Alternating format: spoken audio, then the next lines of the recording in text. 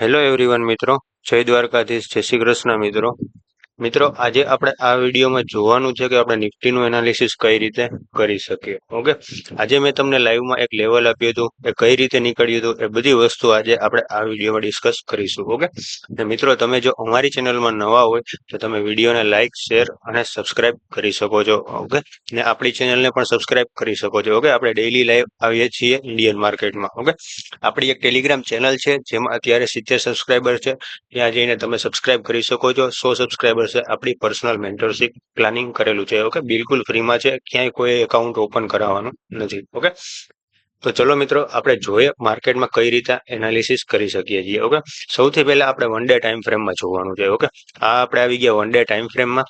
One day time ફ્રેમમાં શું દેખાય છે? માર્કેટ અહીંયા ઉપરથી એકવાર નીચે આવ્યું, પાછું રિટેસ્ટ થયું, પાછું નીચે આવ્યું, પાછું રિટેસ્ટ થયું, પાછું નીચે આવ્યું, પાછું રિટેસ્ટ થયું, પાછું નીચે આવ્યું. ઓકે, આવી રીતના આપણને એક ડાઉન ટ્રેન્ડ કન્ટિન્યુએશન દેખાય છે. ઓકે, હવે આપણે શું જોવાનું છે કે માર્કેટમાં આ એક ડાઉન ટ્રેન્ડ હતો. હવે ક્યાંથી આ માર્કેટમાં અહીંયા કંઈક ન્યૂઝ આવી. ઓકે, જીએસટી ની ન્યૂઝ આવી, એના હિસાબે માર્કેટે ગેપ અપ આપી દીધું. ગેપ અપ આપ્યું તો માર્કેટે ક્યાં સુધી ગેપ અપ આપ્યું છે? ઓકે, 300 પોઈન્ટનું ઓલમોસ્ટ ગેપ અપ હતું, એટલે આની આસપાસ નીકળી ગયું. એટલે આ બાજુનો સ્વિંગ છે એને માર્કેટે બ્રેક કરી નાખ્યો. ઓકે, એટલે અહીંયાથી આપણે માર્કેટમાં અપસાઇડ જઈ શકીએ છીએ, પણ અહીંયા શું છે? એક વોલ્યુમ ઇમ્બેલેન્સ છે. ઓકે, આ લેવલ વર્ક કરશે. ઓકે, વોલ્યુમ ઇમ્બેલેન્સ તમારે માર્ક કરવાનું છે એક દિવસના ટાઈમ ફ્રેમમાં. ઓકે, એક દિવસના ટાઈમ ફ્રેમ સિવાય તમારે ક્યાંય માર્ક કરવાનું નથી. એક દિવસ, એક વીક અને એક મંથ, આ 3 ટાઈમ ફ્રેમમાં તમારે વોલ્યુમ ઇમ્બેલેન્સ માર્ક કરવાનું છે. ઓકે, એટલે આપણને શું દેખાય છે? માર્કેટ કન્ટિન્યુએશન કરતું હતું ડાઉન ટ્રેન્ડમાં. હવે માર્કેટમાં થોડોક અપસાઇડનો મોમેન્ટમ જોવા મળી શકે છે. ઓકે, હવે આપણે આવી જવાનું છે 1 કલાકના ટાઈમ ફ્રેમમાં. 1 કલાકના ટાઈમ ફ્રેમમાં આપણને શું જોવા મળે છે? માર્કેટ જો અહીંયાથી નીચેની બાજુ આવ્યું, થોડુંક રિટેસ્ટ થયું, પાછું નીચેની બાજુ આવ્યું, થોડુંક રિટેસ્ટ થયું, પાછું નીચેની બાજુ આવ્યું. ઓકે, આવી રીતના આપણને કન્ટિન્યુએશન દેખાય છે અને ઉપરના બધા પોઈન્ટ સેફ દેખાય છે. દેખાય છે? આ બધા પોઈન્ટ સેફ દેખાય છે. માર્કેટે એક પણ પોઈન્ટને હિટ નથી કર્યો. જો માર્કેટ એક પોઈન્ટને પણ હિટ કરી નાખે ને તો માર્કેટ આ બધા પોઈન્ટને લેવા વયું જાય. ઓકે, એટલે આવી રીતના માર્કેટમાં ડાઉન ટ્રેન્ડ દેખાય છે અને માર્કેટ અહીંયાથી ગેપ અપ આપ્યું એટલે આ પોઈન્ટને માર્કેટે ઉપાડી લીધું. ઓકે, આ પોઈન્ટને લઈ લીધો એટલે આપણે બીજો ટાર્ગેટ આ પોઈન્ટ સુધીનો રાખી શકીએ માર્કેટમાં. ઓકે, એટલે હવે આપણે આવી જાય છીએ 15 મિનિટના ટાઈમ ફ્રેમમાં.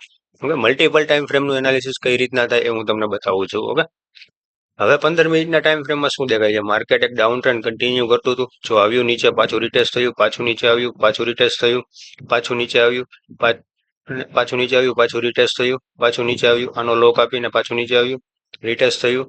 હવે શું કરે છે? માર્કેટ આને પ્રોટેક્ટેડ રાખે છે. જોવો, આ એક લોને પ્રોટેક્ટેડ રાખ્યો, આને પ્રોટેક્ટેડ રાખ્યો, આને પ્રોટેક્ટેડ રાખ્યો અને આને પ્રોટેક્ટેડ રાખ્યો, અને માર્કેટ એક જબરદસ્ત ગેપ અપ આપીને ઉપરની બાજુ નીકળી ગયું. હવે શું થાય છે ખબર છે?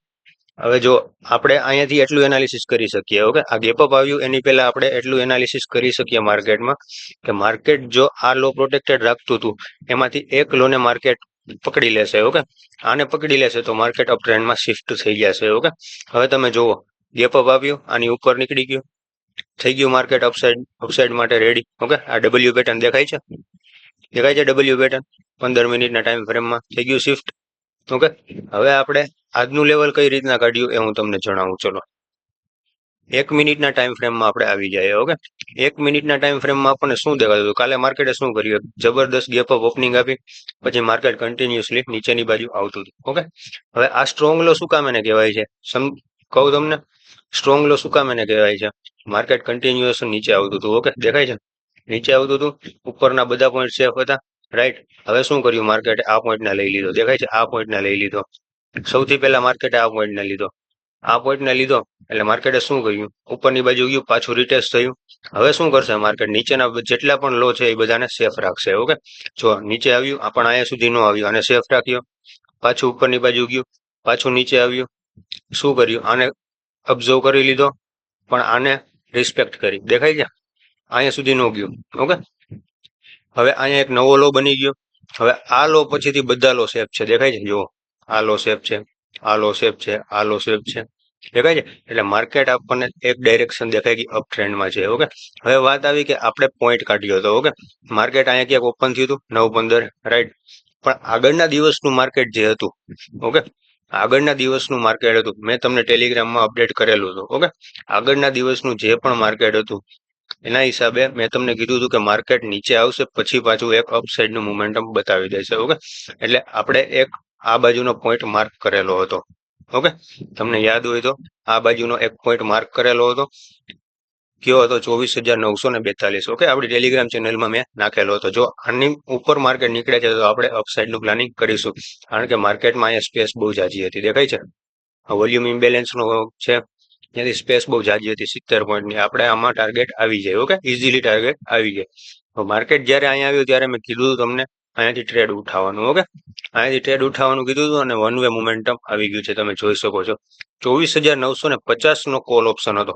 ઓકે, આ જ હતો 24,950 નો કોલ ઓપ્શન. ઓકે, આપણે અહીંયાથી ઉઠાવવાનો કીધો હતો.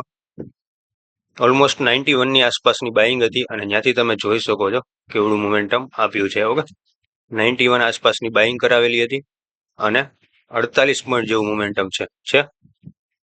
મેં 40 પોઈન્ટ સુધીનો ટાર્ગેટ કીધો હતો. આ તમારો રેડમાં પણ નથી આવ્યો. ઓકે, તો આવી રીતના મિત્રો મેં લેવલ કાઢેલું હતું. મિત્રો, વિડીયો સારો લાગ્યો હોય તો તમે ચેનલને સબસ્ક્રાઇબ કરી શકો છો. આવી જ રીતના નિફ્ટીનું એનાલિસિસ થાય છે, બધા ઇન્ડેક્સનું એનાલિસિસ થાય છે અને ક્રિપ્ટોમાં પણ આવી જ રીતના એનાલિસિસ થાય છે. ઓકે, જો તમારે આવી રીતના એનાલિસિસ શીખવું હોય તો તમે અમારી ચેનલને સબસ્ક્રાઇબ કરી શકો છો. બિલકુલ ફ્રીમાં જ શીખવાડું છું, કોઈ પેડ ચાર્જ નથી. ઓકે, તો ચલો મિત્રો, મળીએ નેક્સ્ટ વિડીયોમાં. જય દ્વારકાધીશ, જય શ્રી કૃષ્ણ.